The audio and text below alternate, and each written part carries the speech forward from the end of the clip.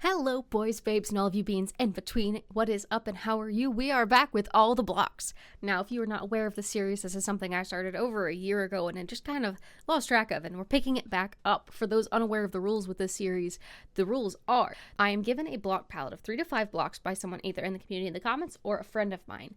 And in those block palettes, one of the 3 to 5 blocks must be able to turn into slabs or stairs of some variety. However, with those blocks I'm assigned, I'm only allowed to use the variants of that specific block. So if I'm given stone, I'm allowed stone, stairs, and slabs, but I'm not allowed stone, brick, stairs, and slabs, or stone, brick. So with those blocks, I'm able to go create some sort of build that we then present with you and show you how I built it. So the block palette this time I was given was by a lovely friend of mine, Ancient Amber, a mod of mine over on Twitch. The block palette she gave me was warped stem, cherry wood, dark prismarine, in stone, and tough. Let's see what we can do with that. Now, when thinking about and designing for this process, I was faced with the problem of I do not know what kind of environment would look good with these weird collections. And what the heck does this specific palette invoke in my brain? Now, I had to sit down and think for a moment and go, oh my gosh, so Amber is a lovely human that I hang out with quite often, and she's in one of my D&D groups, and therefore I know she adores fantasy and that sci-fi fantasy energy. So I was like, okay, how do we fully embrace that, and what biome gives that energy best in our environment? So my first thought was dark oak. So we are working in a dark oak environment because, first off, the colors are going to pop here. These are very bright and beautiful colors that are going to create a very interesting and exciting environment. But I didn't want it to be blending in with it, but I wanted it to be something that was contrasting and magical in a sense, because it does want to feel fantasy. Because these are very strange things, and I was digging through my Pinterest and looking through all of my images I've collected over the years of things I want to build, and I quickly went, okay, let's go for something that invokes the whimsicalness of Howl's Moving Castle, but also the solidness of something that you would see in some sort of fantasy world design that isn't completely based on magic, but could be a home of magic. And so we started with that concept. Which, when thinking about that kind of thing, you then think of odd shapes and rooms attached on rooms and buildings with strange stretching ceilings and that kind of design. And so I then went through and decided to start with, there's going to be some sort of tower. You don't have any good magic environment without a tower. Wizards live in towers. Towers let you see things far away and reach things or cast at a greater distance. But then as I'm building this and I'm thinking about it, I'm like, it can't just be magic-based. It has to be some sort of research-based. And so I'm playing with that concept and playing with that. And the one thing I kept running into when I was initially looking at how I was designing this was, how do I make it look like there were add-ons? How do I make it feel like it's not just one building, or it was one building and things kept getting added and added and added, or growing from there. And like maybe the building had a foundation from something older and things got added in addition to those things to make it feel like that. And so we started with the tough layer for a large portion of the building to make it look like, oh, these are the older parts. Anything that had the in stone at the lower levels were like, these are the add-ons that weren't from the original stonework. And so like maybe this was at one point some sort of stronghold or fortress that had been built for war, but has been since repurposed and built into this strange research facility. And because of the colors, all I could think was, oh my gosh, is this like a fairy astronomy research facility? And so that's the energy I tried to give it. And mind you, there's all these pinks and all these blues, and they're all very bright, and then the bark of the wood for the cherry wood specifically has such a nice deep purple tone that looks nice next to the endstone anyway, so we're playing with that and letting that speak for itself. In the meantime, the tough just looks astonishing next to all of these deep blues. If you've never just built with tough and blue, like a tough base for your building in addition to like the prismarine for a roof or dark prismarine for a roof is astonishing, and just a simple and easy color palette that is tried and true.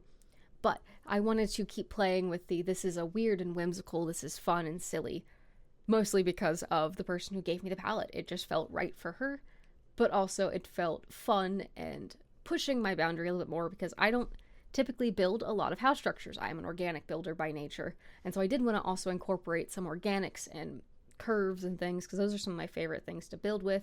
And if you look at some of the roofs and the shapes, you can definitely see weird curves and designs that help to play to that. And so I think I did a good job with that. But then I was like, okay, this is definitely an observatory. This tower has to have a little bitty telescope at the top to just top it all off. And so that's what we did. We put a little telescope up on it and we called it a day. Alrighty, this thing is definitely a monstrosity of some sort, but it's definitely pretty neat in my opinion. We're gonna pop ourselves back. You guys saw it a lot from this flying overhead view, but let's point out a couple things you didn't quite probably get to see. Now, when building like this, I know I've done this before, but we end up with these, especially with this pallet, we got these two blues, and so I really wanted to use the like, oh, this roof has been repaired or patched, or it's weathered in more spots than others, which I thought was fun.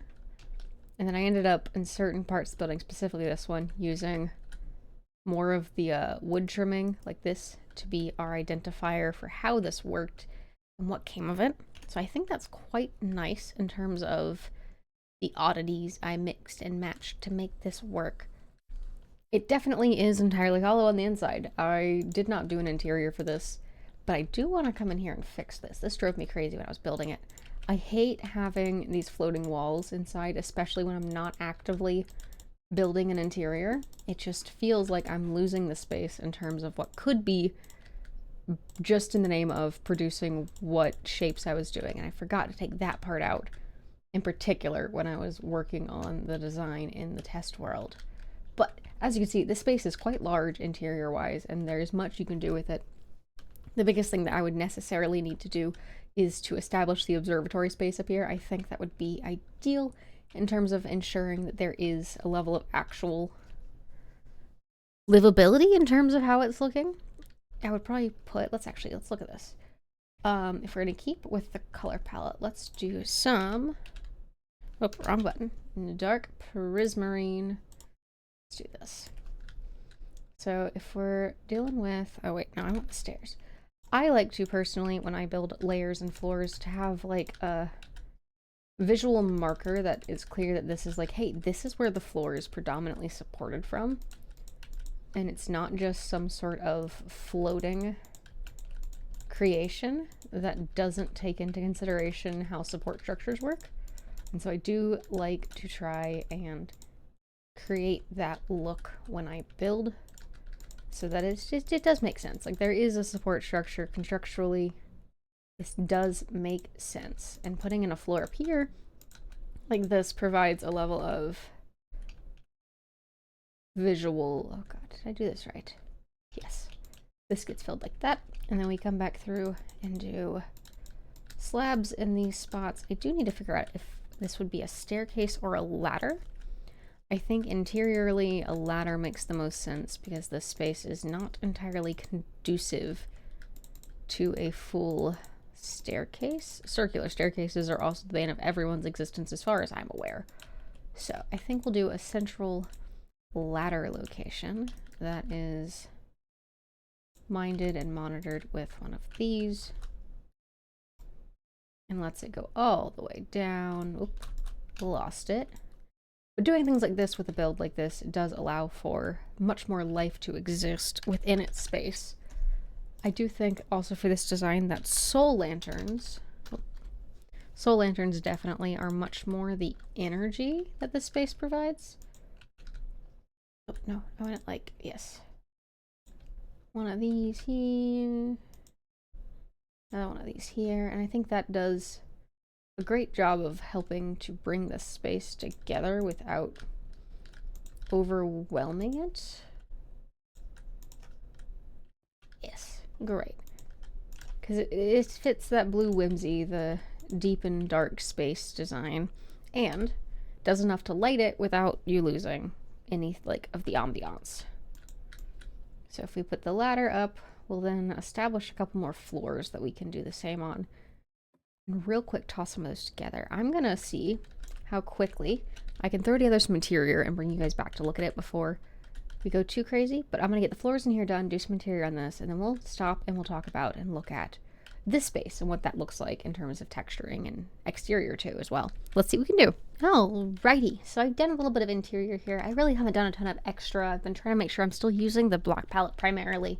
But if you want to come in and do things with this after, obviously we can add more and different styles of things. I think in particular some lovely, lovely like bookshelves would be beautiful in these corners, or some like dark oak to come in and add like a deep woody desk in some of these spaces, as if this is a research tower. But we've come in here with our current block palette and added a platform that you can get up onto with support beams for the telescope, so that you can sit here and look up the telescope. Obviously, it's make-believe, but obviously you can have that. And so we have the telescope support, there's the lookout spot. I think this is a lot of fun in personal opinion, but I do think we also need to now do some exterior and fix up the space around here, because it is a little dull and a little sad. Now, it being out in the woods makes me feel like this place has got some overgrown bushes that do surround the space, and also are a phenomenal way to come back and hide light blocks later, which if you've never done this method, I really recommend it. We are looking for, I am partial to frog lights, specifically the purple ones, because they have such a nice tone to them. But you can come down like in here, stick it in there, take the leaves and peel yourself back out. I've just lost my frog light. Whoops. But that then allows for a very dim light level that makes this just a little bit more safe, without the mobs being at a higher risk of just kind of appearing randomly. Same deal here. Come in here, yes, stick one in, put in the lovely, lovely little greenery, and that makes the space just light up and be a little easier and safer to exist in. Similarly, you just keep doing that kind of stuff. And like, obviously you can do more detailed gardens, but doing small things like this just suddenly makes the giant empty walls feel less giant and empty. Especially over here, it makes it feel like, oh, the greenery that they keep in here is overgrowing and spilling places. But we can also then come in here and throw in a frog light too, and get out, and then boom, it's all good to go. Once again, lighting's there. Lighting's available. It makes it less dark. Now, having some trees and things would also be ideal. I do feel like this place would have like some manicured or customly designed cherry trees. Now, I'm not going to spend the time today designing trees. I am just going to go with the naturally occurring trees, because I do find they are quite beautiful in their own right. Without having too terribly much work done to them. Don't get me wrong, there are 100% cool ways to make these feel more alive and more intrinsic in their space. That is a weird one that grew. But I do think it makes this area look like someone had put in some effort to making the space feel more, or be more of a gardened environment that they were customizing to their own personal needs. But I am going to also take advantage of these and stick a little frog light in them, just to help once again break up the darkness, add some light to the area without it being blatant and out in the open. But look how quickly that suddenly brings more light to the space.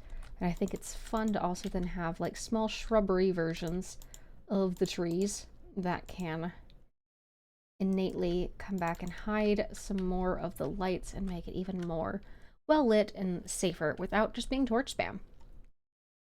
But obviously we're going to come back around here and keep putting in more greenery, and I do need to bring just bone meal in general and get some grass out here without going too crazy. And then we can obviously slip down and in. Whoop, I have lost my frog light again. But stick it back there, throw a bunch of those in, do that. Light level has already been raised, which is great. All right, stick that in. Take the leaves in. Boom.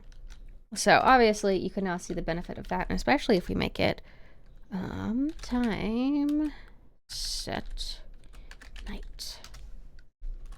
But you can see how quickly that makes the space look lit without being obnoxiously so. It's just gently and ever so slightly bringing light to the space without being obnoxious. So I'm going to keep doing that. We're going to go do a little bit more greenery, a little more terraforming, make the space feel a little more alive, and then we will call it there. Let's see what we can do though. Alrighty, so I did some final little exterior things. I've added this little path that walks down here up to the front door, just to add some sort of life, as if it goes somewhere. Obviously it doesn't really actually go anywhere. But we threw in some more cherry trees, just to give that lovely visual ambiance of the petals falling. The one thing I didn't actually add that would be super smart to add is actually firefly bushes. These were recently added and are something I'm not quite used to using yet. but they do also have such a beautiful ambiance to them, and they just have this lovely organic feeling. What's the other bush that was recently added? This thing. These little bitty bushes are so unbelievably cute, and I profoundly prefer them over the grass. Grass just has never sat right with me in terms of how it looks, but I think they're so cute, and these also have a super cute particle effect, as you can see over there. And the particle effect just makes it all feel even more magical, as well as producing just a little bit of extra light themselves. But things like this just help to bring a space and area more alive. Now, I did not bother truly doing an interior on this piece, just because, while I would love to spend the extra time doing that, I really would love to hear what you guys would do with the interior. What kind of farms or structures or individual designs would you put in this base?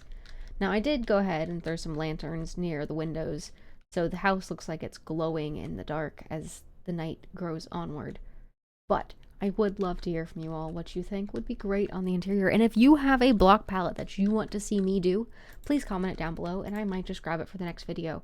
So ignore how obnoxious all of these lights are, but I hope you have enjoyed this, and I hope you have a lovely, lovely rest of your day. Please do me a favor, like, comment, do all the things, subscribe, and I will see you all next time. Goodbye now.